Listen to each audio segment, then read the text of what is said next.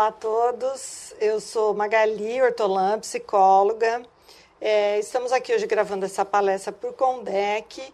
O objetivo nosso, a escolha do tema, novas tecnologias, novos desafios, fez com que pensássemos, né, com esse mundo novo que estamos vivendo, esse avanço super rápido da tecnologia.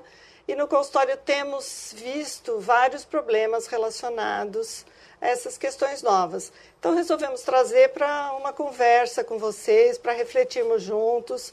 Algumas coisas ainda estão em estudo, não estão tão bem definidas, né, com relação a esses problemas. Enfim, pensamos em trazer para poder falar com vocês hoje e explorar um pouco mais esse tema, que é muito interessante. Olá, eu sou Laura Fracasso, psicóloga. Atuamos aqui na Clínica Libertamente e mais uma vez estamos no CONDEC. É um grande prazer poder compartilhar com vocês aquilo que, como a Magali disse, a gente vem observando nos nossos pacientes no consultório e trazendo com que a gente faça uma reflexão. Até porque quando a gente pensa, né, neste mundo virtual, nessa dependência tecnológica, que inclui tanto o uso abusivo da internet, as redes sociais, jogos e celulares, isso tudo ainda não está muito bem dimensionado no Brasil, né? Embora nós sejamos o quarto no mundo a fazer uso dessas tecnologias, né? Primeiro Estados Unidos, Índia e China, a gente percebe que ainda a gente não tem um estudo que tenha um significado importante para a gente poder estar trazendo. Mas a gente está trazendo as nossas reflexões, aquilo que a gente tem visto nos nossos pacientes. Oi, meu nome é Débora Cristina Ribas Dávila, sou médica psiquiatra da Clínica Libertamente. Junto com a Magali e com a Laura, vamos conversar um pouquinho sobre esses novos quadros que estão aparecendo. Algumas coisas ainda não são ditas em congressos, ainda não há estudos sobre alguns quadros, porém a gente percebe que o aumento da incidência de dependência de ferramenta virtual, de ferramenta ligada à tecnologia, tem aumentado. Então é esse o objetivo nosso hoje. Então, o primeiro assunto que nós vamos falar é sobre a nomofobia, que é o medo de ficar sem o celular. Bom, pensamos em começar por esse, porque celular hoje é parte da vida de todo mundo. Acho que todo mundo... É difícil pensar alguém hoje no nosso convívio que não use um celular. Então, esse problema, o celular é um instrumento que facilita muito a vida, facilita a comunicação, faz com que tenhamos aí muita agilidade para resolver muitas coisas, acesso a muita informação, mas o uso exagerado, o uso sem controle do celular vai trazer alguns problemas. Então, nessa questão, né, na nomofobia, o que é? A pessoa entra em ansiedade se ela fica sem o celular. Por exemplo, ela vai fazer uma viagem e acabou a bateria no meio do caminho. Ela se sente desamparada, ela começa a entrar em ansiedade, fica com aquela sensação, e agora? O que eu vou fazer? Né? Como é que eu vou lidar com essa situação? As pessoas saem de casa e esquecem o celular. E aí, como é que eu vou fazer para passar o dia sem celular? Né? A grande maioria das pessoas, se você for perguntar, elas vão voltar para casa e vão pegar o celular, mesmo que atrase o compromisso, para não ficar sem esse aparelho. Né? A questão também é aquela busca o tempo todo, né, que você fica pela informação. A pessoa olha o celular, então se ela está sem o celular, ela fica com a sensação que ela está perdendo alguma coisa. Que ela está deixando de atender uma ligação, que ela está deixando de ver uma mensagem, que ela está perdendo alguma coisa. Quando, na verdade, nós sabemos que não vai acontecer absolutamente nada. Ela pode atrasar para dar uma resposta, ela pode fazer o contato mais tarde, mas, enfim, isso não vai desestruturar a vida de ninguém. Mas a sensação que a pessoa tem é que isso vai acontecer. Então, entra num processo de ansiedade muito grande. Então, aí já passa de um uso que é um uso bom, interessante, né, para um uso problemático. Algumas pessoas dormem com o celular embaixo do travesseiro. Né? acordam para ver mensagem no meio da noite, acordam para ver como é que está o celular no meio da noite. Então o celular hoje ele faz tudo, né? Ele é o despertador, ele é o veículo de comunicação, você acessa banco. Então assim, o mundo está ali dentro. O importante é conseguir usar de uma maneira criteriosa para que isso não invada a vida de uma forma ruim, né? Então, esse problema, estamos diante dessa questão, né? Como é que isso vai se desenvolver? Não sabemos exatamente, mas a tendência é as pessoas usarem cada vez mais o celular. Mas fico alerta, esse cuidado que precisa ter o tempo todo para evitar passar do ponto. Uma outra questão que a gente pode compartilhar com vocês é a dependência do Face, né? Do Facebook. Então, na verdade, assim, como a Magali colocou, o problema não é o celular, o problema não é o Facebook, mas sim a nossa preocupação está na relação que a pessoa faz com a ferramenta que ela tem. Então, no caso do celular, e agora a gente vai falar do Facebook. Então, isso tem despertado a nossa atenção. Como que a pessoa faz a utilização da ferramenta que ela tem em mãos? Então, a gente costuma dizer o seguinte, um uso consciente seria eu acessar o Facebook, eu olhar coisas, sem que isso atrapalhe a minha vida, sem que eu dependa disso para seguir o meu dia, para fazer as minhas coisas. Isso a gente diria que seria um uso consciente, né? E a gente pode ampliar isso para qualquer outro uso de tecnologia. O uso abusivo é quando as atividades online acabam começando a ser mais interessantes que aquelas offline, né? Quando a gente, na relação com as pessoas, quando a gente marca para conversar e não é através do Facebook que eu vou olhar o que aquela pessoa fez, de repente é um amigo que fez uma viagem, então tá tudo no Face. Não, eu quero sentar, olhar as fotos. Então, quando isso começa a ter, a gente tem uma prioridade. Ah, não, mas vai ser mais rápido eu ver pelo Facebook, e em detrimento da relação com a pessoa. Então aí a gente já começa a ter uma certa preocupação, quando a gente diz que é um uso abusivo. E um uso dependente é quando esse mundo virtual atrapalha completamente as relações e mais, a pessoa perde o controle, ou seja, ela está acessando o tempo todo. E como a gente tem o veículo, que é o celular, que hoje, como já foi dito, ali está o mundo. Então, através daquele aparelhinho, a pessoa fica o tempo todo acessando, né? Diferente, às vezes, se é um tablet, se é um computador, mas ali está tudo ali. Então, a gente pensa, o Facebook é o lugar onde está todo mundo, né? Então, todas as pessoas que eu conheço, as que eu não conheço, aquelas com quem eu convivia há anos atrás e, de repente, a gente se acha, isso é uma coisa legal, né? Da gente poder encontrar pessoas que a gente não tem mais contato. Mas, muitas vezes, o olhar para o Face, olhar para aquilo que está acontecendo ali, está ligado a uma comparação. Por exemplo, nossa, essa pessoa foi promovida. Nossa, olha a festa que ela foi. Olha, está num relacionamento sério. Nossa, vamos ver com quem, como que é, né? Olha, ela fez tal viagem, ela vai a tais festas. A pessoa compra um carro novo, vai lá e publica. Então, olha, ela trocou de carro. Então, quando tem essa comparação, que a pessoa faz, muitas vezes começa a nível inconsciente, né?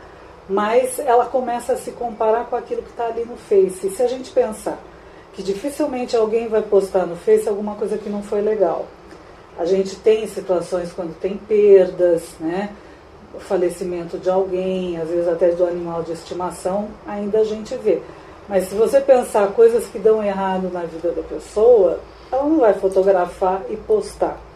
Então, esse é onde a gente precisa começar a ajudar o indivíduo que está já fazendo um uso nocivo, para ele que ele faça uma reflexão a respeito. Por que eu olho? Qual que é a intenção que eu estou olhando? Né? E a gente não está dizendo aqui que o Face é uma coisa ruim, mas é o uso que eu faço dele. E o que as pesquisas estão mostrando para a gente é o seguinte, não é o Face que deprime, mas quem passa muito tempo no Face tem apresentado sintomas depressivos. Então isso é um estudo que está sendo feito e a gente está olhando isso com cuidado, né, para ver o que está desencadeando todo esse processo. E a gente começa a perceber, né, aquela pessoa que está fazendo o uso do Face, postou uma foto, ela nem, naquele momento que ela está ali, ela nem curtiu o lugar onde ela está. A grande preocupação era, vou tirar a foto para postar, né? Então, ela não curte o momento, ela não curte a viagem, a preocupação maior é assim, o que eu tenho que mostrar para os outros. Então, tanto quem posta como quem vai olhar. Então, é esse uso, é essa questão que a gente quer alertar, que a gente quer dizer, né, para as pessoas. Vamos refletir a respeito disso. Quais são os efeitos negativos que a gente vai observando, né? E como eu já disse, a questão do uso abusivo e do uso dependente, que a gente acaba fazendo dessas ferramentas. Então fica aí o nosso alerta, porque muitas vezes eu uso o Face e não interajo com as pessoas, né? E a gente precisa retomar essa questão da interação entre as pessoas.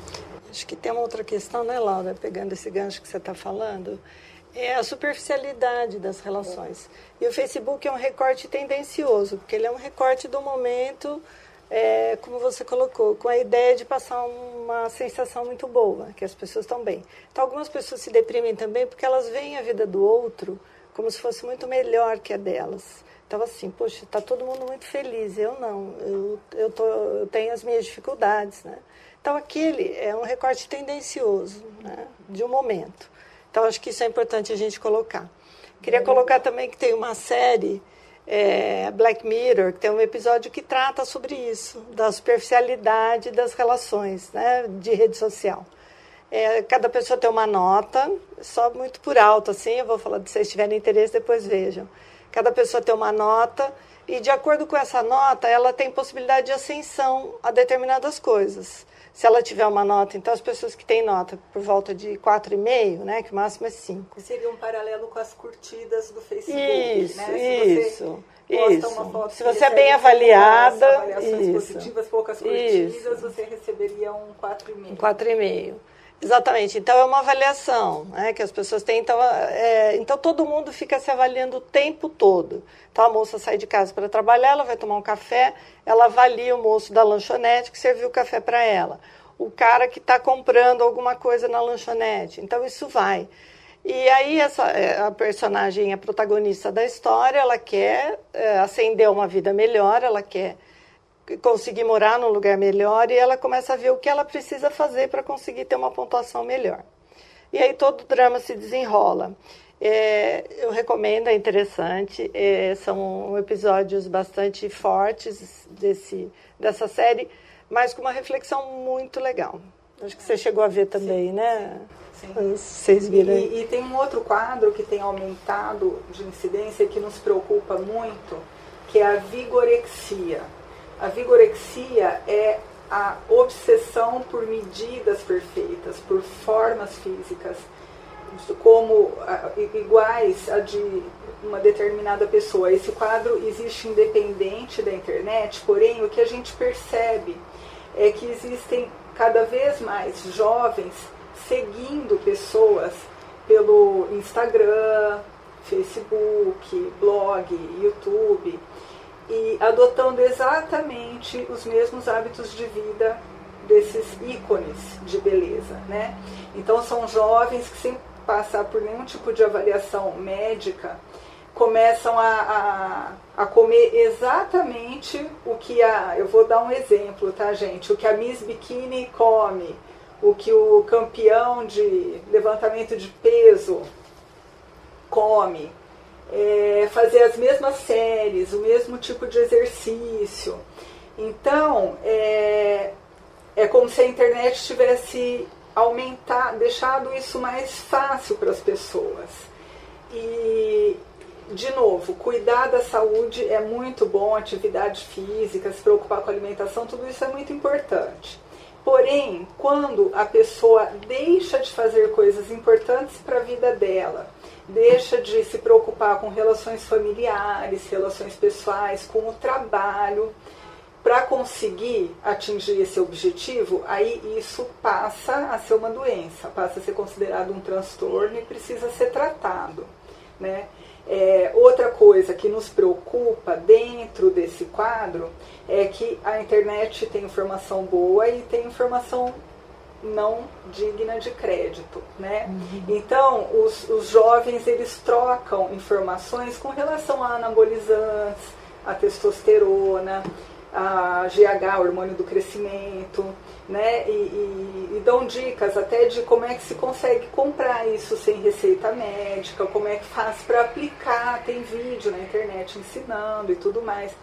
Então, muita gente, além de ter adotado um hábito de alimentação que não foi prescrito para aquele indivíduo, e exercício que não necessariamente é o melhor para aquele organismo, para aquela pessoa, essa pessoa começa a fazer uso desses hormônios, que são substâncias que vão interferir no funcionamento todo do corpo e podem trazer consequências até a médio e longo prazo, por essas vias, né? por esses meios de comunicação.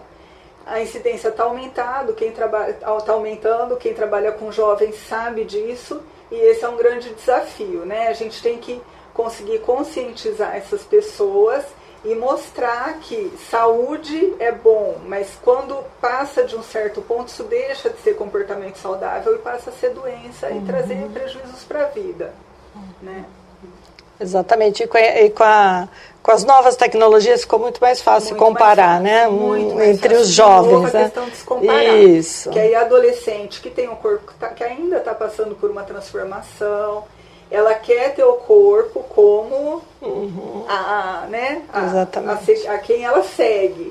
E atropelando, inclusive, né? O próprio andamento da natureza, a genética dela. Então isso é complicado, né? E a gente vai ter que aprender a manejar isso, é um novo desafio. Um outro problema que tem acontecido com bastante frequência é o transtorno de dependência da internet. Um pouco diferente da nomofobia, que é o celular, né? A falta do celular. Aqui é um transtorno de dependência da pessoa que quer ficar conectada o tempo todo.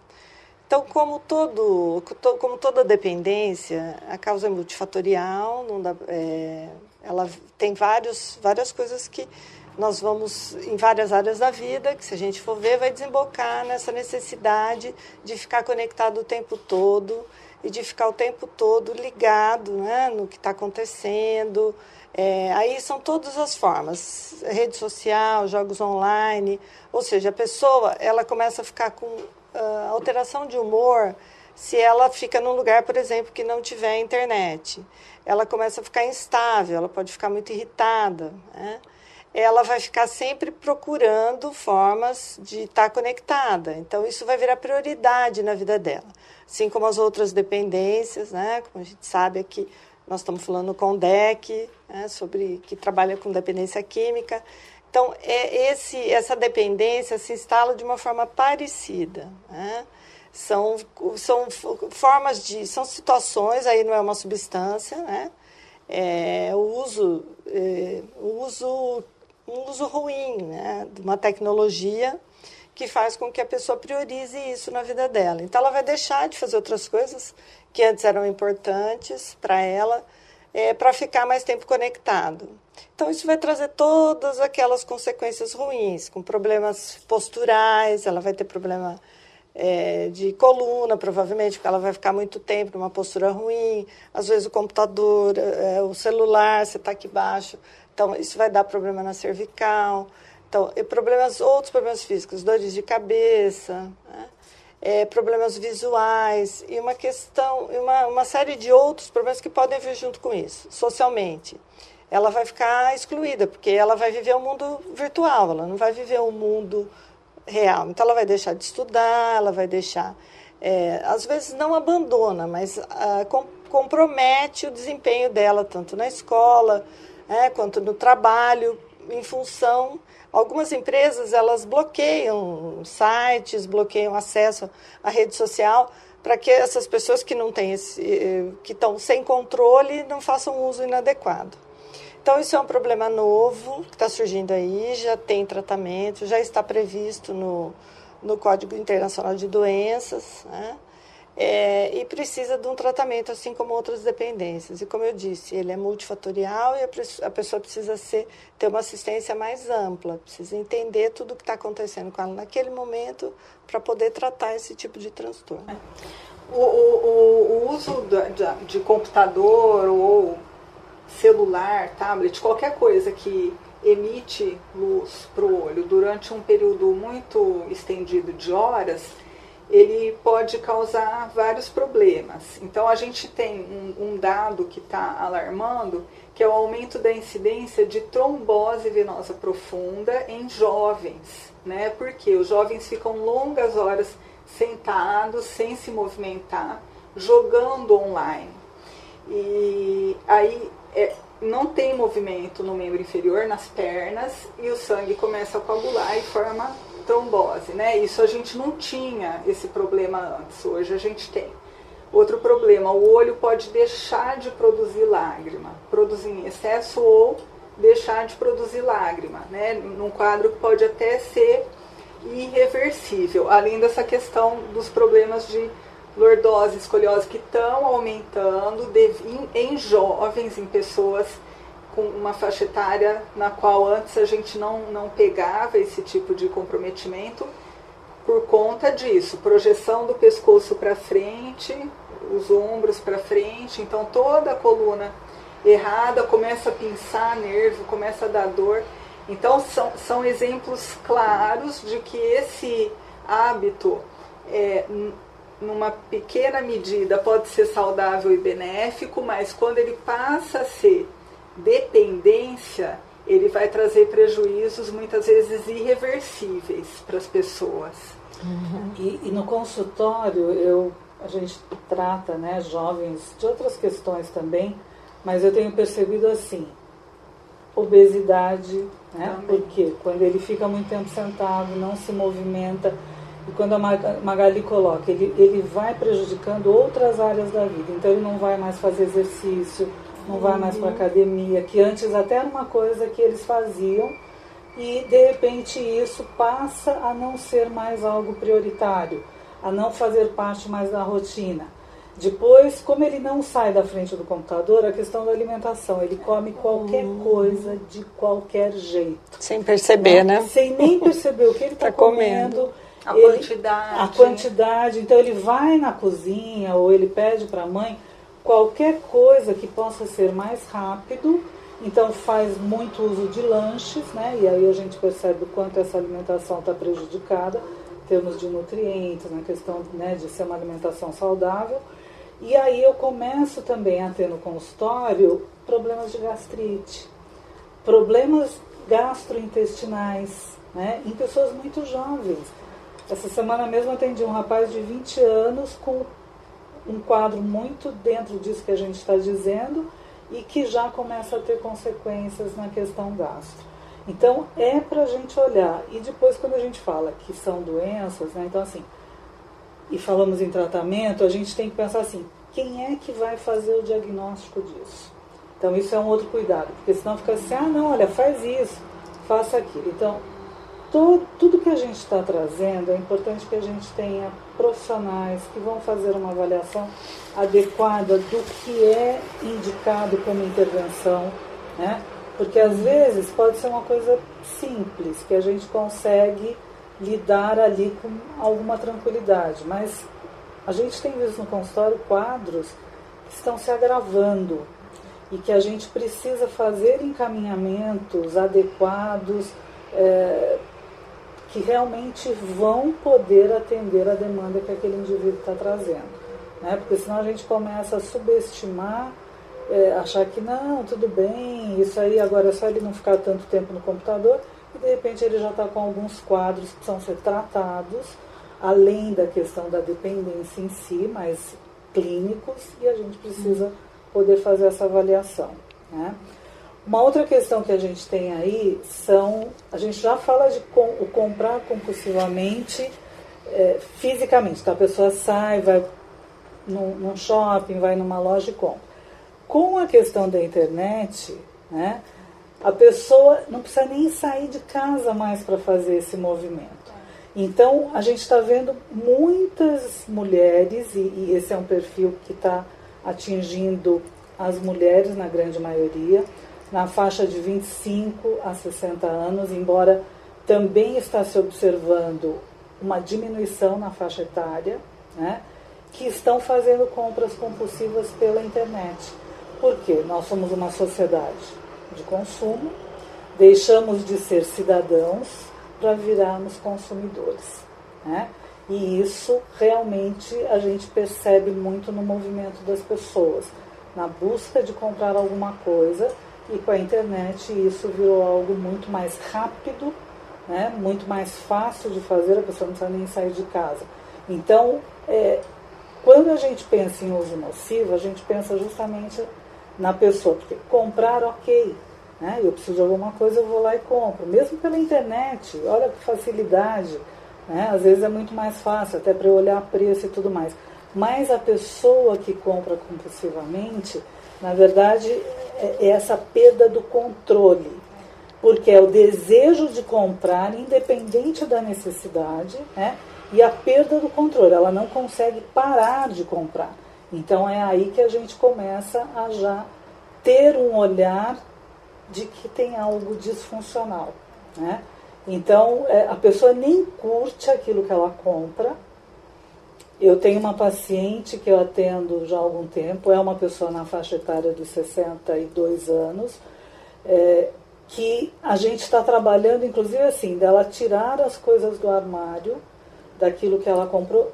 Tem muita coisa com etiqueta, que ela nem usou, né?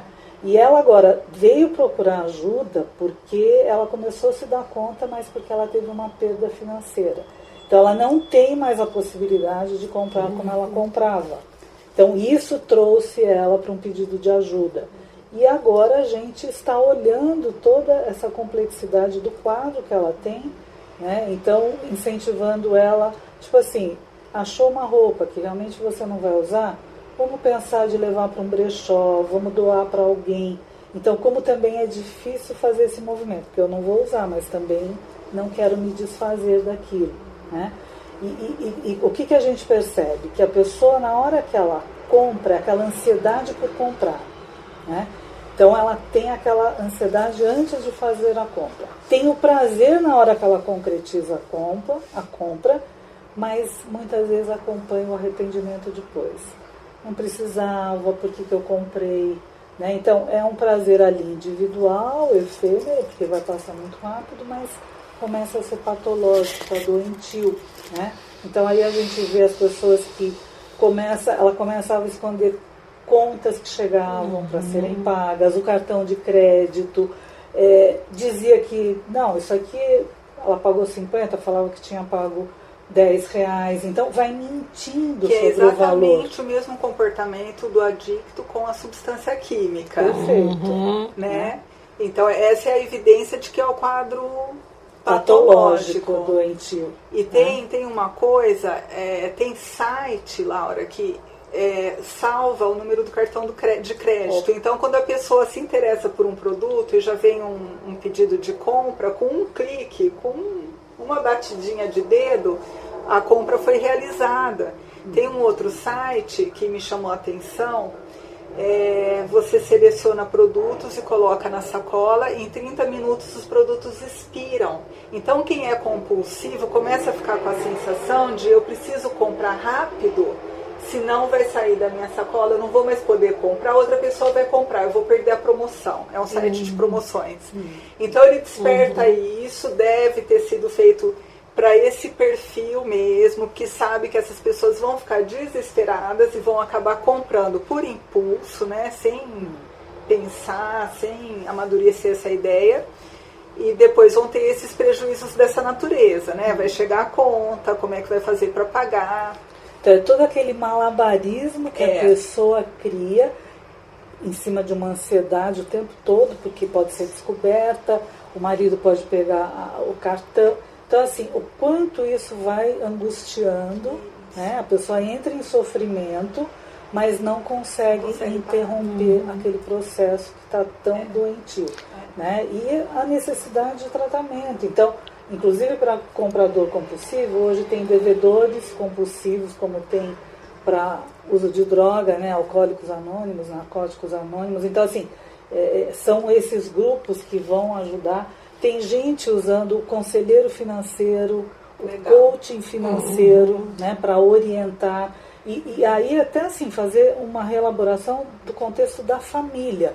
Porque se aquela pessoa desenvolveu essa patologia, de alguma forma, como na dependência química, os que estão no entorno, né, têm um comportamento doentio também. Porque se ela tem esse problema, por que ela tem acesso tão fácil ao cartão de crédito, a cheque? Eu atendi uma paciente que tinha esse problema, mas o que acontecia? Muito do que ela comprava pela internet não servia para ela e ela acabava dando para a mãe, irmã, para a tia. Então as pessoas eram coniventes com aquilo que de alguma maneira interessava, tinha um ganho para todo mundo. Então é bem esse, né? Exatamente. Até que chegou uma situação na qual ela não conseguia mais arcar com aquelas despesas. Aí todo mundo entendeu que aquilo era um problema, né? E tem também uma outra modalidade de compras que me preocupa, que é o leilão virtual, né?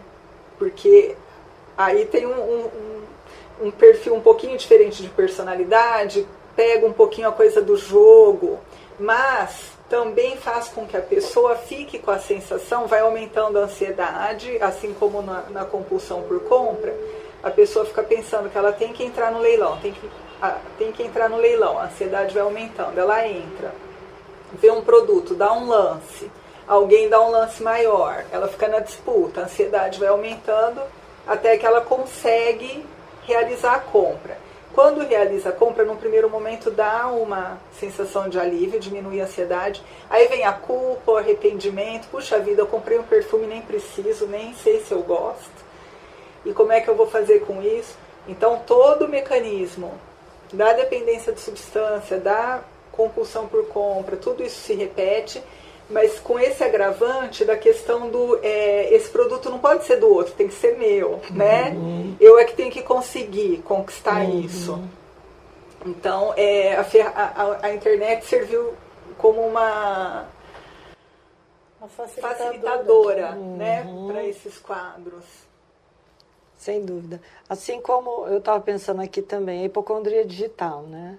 O acesso à informação sobre doenças. Como isso para algumas pessoas faz com que crie uma sensação, é muita informação que tem na internet e todo tipo de informação, e as pessoas que já têm uma tendência à hipocondria, né, a se identificar com as doenças, algumas ficam procurando insistentemente os quadros de doença, o que aquilo pode provocar, e vai criando uma angústia, uma ansiedade enorme, né?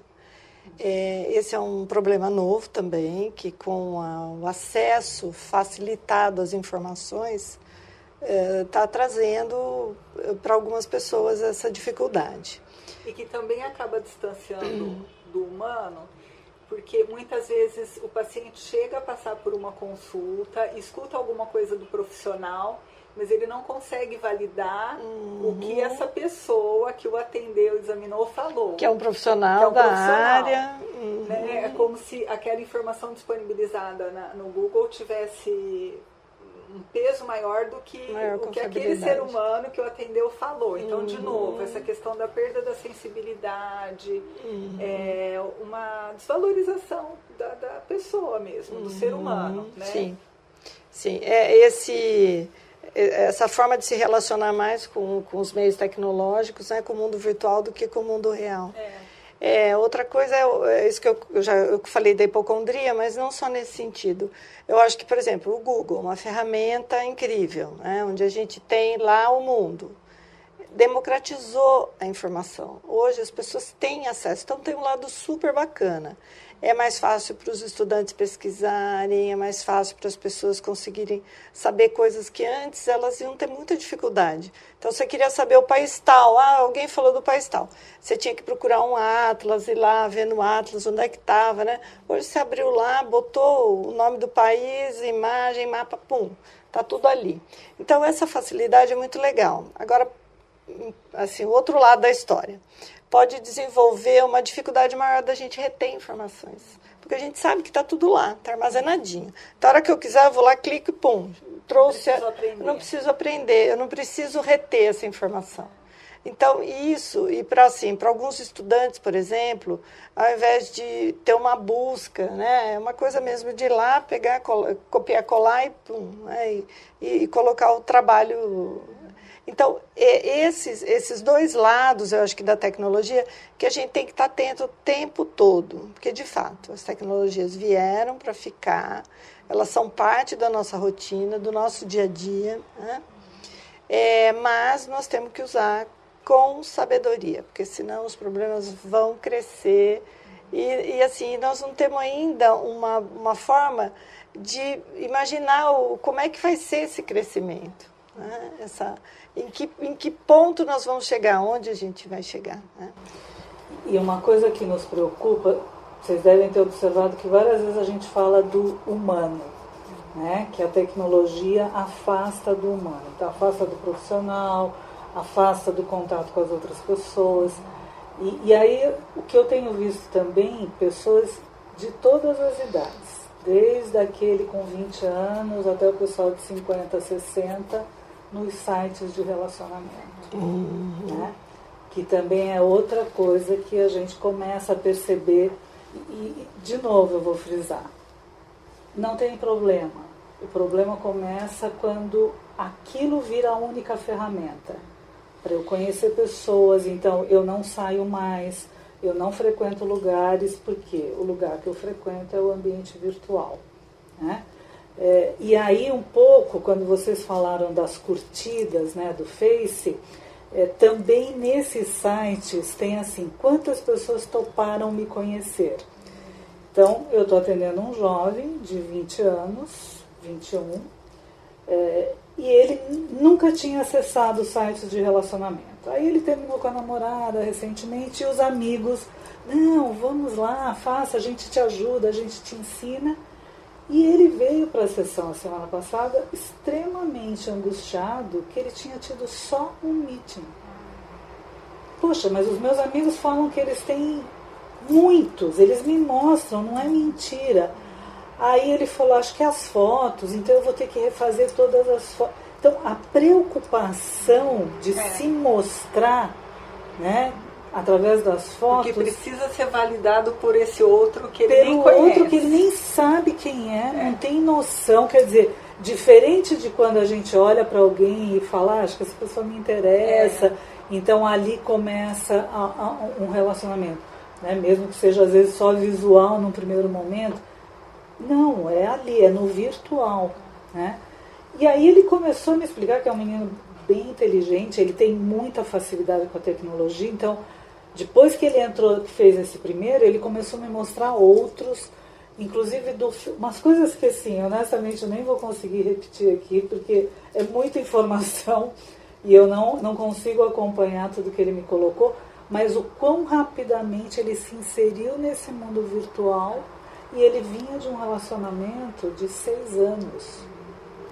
Ele rompe, né, com esse relacionamento, e aí ele, de uma relação muito de contato, de vínculo, muito real, ele passa para o oposto disso, que é o virtual, né? Então, isso também tem chamado a minha atenção no meu dia a dia, e eu vejo isso acontecendo, né, com jovens de 20, com gente de 30, 40, 50, 60. Algumas desses relacionamentos até caminham legal, né, a pessoa se conhece, sai do mundo virtual e vai para o mundo real, né? Então, se ele é usado como um caminho, ok, porque, como você falou, as tecnologias vieram, elas estão aí. Mas se a pessoa fica presa naquilo, né, então ela deixa de acessar o mundo real, ela deixa de saber como é que ela vai começar uma conversa com uma pessoa, mesmo que ela vai, ok, no site, agora então vamos marcar o primeiro encontro. Como é que eu chego nesse primeiro encontro? Porque ela passou tanto tempo só no virtual que ela vai perdendo, ou nem desenvolveu a habilidade de como é que eu estou no primeiro encontro, o que eu falo, como é que eu me apresento, como é que eu começo essa relação, né? Então, isso também é algo que a gente está olhando com cuidado para ver como é que essas coisas... E já estamos vendo danos, né? É tão recente, se a gente pensar, mas a gente já percebe danos nessa relação mais humana, na relação mais real. Uma outra questão que eu também quero compartilhar são os jogos online, né? Onde as pessoas estão passando muito tempo realmente entrando em contato e jogando com pessoas que muitas vezes ela nem conhece, do mundo inteiro, né? Porque a internet ela te dá essa possibilidade, e estão deixando de fazer as coisas do seu dia a dia. Então, a gente tem jovens aí que estão ficando 10, 12, até 20 horas em jogos. E tem essa questão da disputa, de quem vai ganhar. Então tem ainda, além do uso nocivo ali da máquina, tem tudo isso que está em volta que acaba criando uma atmosfera ainda mais competitiva e que a pessoa quer porque quer e ela quer fazer uma pontuação.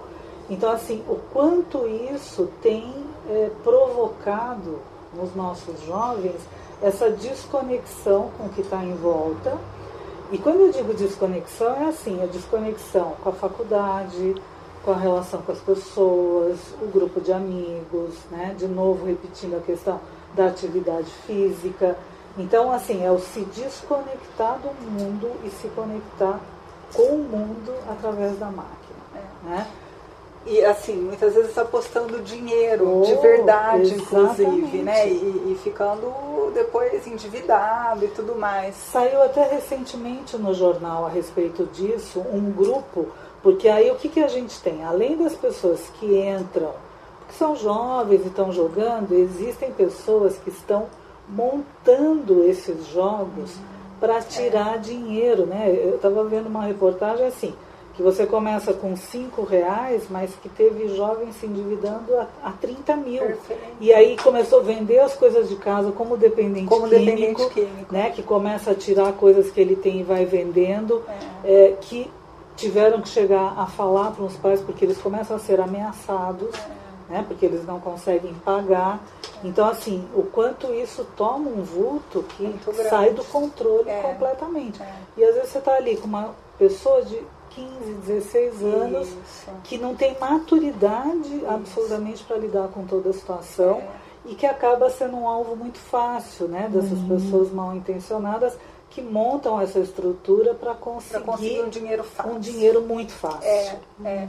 E outra coisa que tem acontecido com relação a jogos, também nessa faixa etária, são jogos nos quais jovens, geralmente são adolescentes que não se conhecem na vida real, e que começam a disputar, por exemplo, quem fica mais tempo sem respirar, né?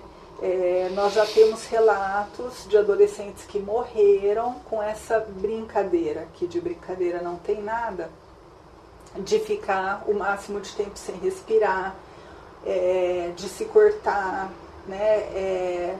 Existem grupos que se comunicam por blogs, por sites, e que formam duplas, e quando um membro da dupla pratica o cutting, que é a automutilação, o outro parceiro também tem que se cortar, né? Às vezes o corte é superficial e não causa uma consequência maior, mas às vezes a pessoa acaba tirando a própria vida. Então esse é um fenômeno aí que tem preocupado muito as pessoas, em especial nós que trabalhamos com dependência química. Por quê? Porque a incidência desses quadros e dependência química simultaneamente é maior, né? E então a gente tem que estar sempre atento. São sites que estão em funcionamento há muito tempo e demora muito para um adulto se dar conta, né? Então, normalmente, o adolescente está se colocando em risco, sem que ninguém da família tenha identificado, nenhuma autoridade tenha percebido isso, né? E como envolve risco de vida, é um motivo a mais para que a gente fique atento com relação a isso, né? E a gente pensa, né? A gente ouve dos pais assim, não, meu filho está sempre em casa, eu estou tranquila. Isso, está aqui né? dentro, está tudo bem. Está aqui dentro, está tudo bem. Então, um alerta aí para os pais que tudo bem, né? A gente sabe da violência que está na rua, mas a violência também chega pela internet. Então, não é porque está em casa, porque está no quarto, que está tudo bem. Que não está exposto a risco. Exatamente. E é um risco velado, né? Um risco... Então, assim, o quanto é importante você acompanhar, você ir lá ver o que está fazendo, que tipo de jogo é, né? Porque a gente tem todo esse outro olhar que realmente essas coisas estão trazendo muita violência para aquele jovem, e às vezes até diferente, que nós estamos aqui num grupo de amigos, tem alguma situação de violência, um apoia o outro. Isso. Quando eu estou sozinho no meu quarto, né, que o meu único contato é um computador, o quanto eu fico ainda mais vulnerável diante de todas essas situações. Falando nesse assunto, algumas séries também têm abordado a questão do suicídio, e algumas de uma maneira não tão interessante, né? Eu acho que isso também é um ponto para se pensar, se discutir, né? A forma como às vezes chegam as informações. Tem que tomar um cuidado para falar no assunto sem fazer propaganda positiva. Isso, né? O assunto deve ser abordado, não pode ser um tabu. O suicídio é uma questão que precisa ser conversada, né? Mas de uma forma apropriada. Sim, né? sim. Que proteja, assim como a dependência química, como tantas outras questões que às vezes as famílias têm dificuldades de conversar. A escola tem dificuldades de abordar. Né? Então, assim, não, a gente precisa olhar para esses eventos de frente, com o tamanho que eles têm e com o impacto que eles podem causar nos nossos jovens, né? E não só nos jovens, porque se a gente pensar quantas pessoas mais velhas estão sozinhas, isoladas, e que através da internet acabam se conectando, né? E o que chega por ali, elas não têm o filtro. Então, assim, o quanto a gente precisa ter essa discriminação, né? Do que é legal, do que é bom e daquilo que não é. Falando de droga, a tecnologia e a droga também, né? Eu acho que ali tem um mundo de informações. Também existem algumas situações onde favorece muito a curiosidade, o interesse, principalmente dos adolescentes. E também facilita, às vezes, a aquisição, né? Tá lá em casa sozinho com o celular, manda mensagem pro cara, ele vai entregar em casa, né? Disfarçado em algum alimento ou alguma outra entrega. Então, acho que as coisas elas vão se conectando, né? Vão se ligando. Então, a ideia é que esse cuidado seja geral em todos os aspectos. A ideia era passar um pouco essas informações e essa troca. Na verdade, é uma reflexão que nós estamos fazendo aqui com vocês. Muito obrigada. E eu gostaria, inclusive, de deixar, como a Magali falou, como reflexão. Porque, às vezes, a gente identifica muito rapidamente isso nos outros.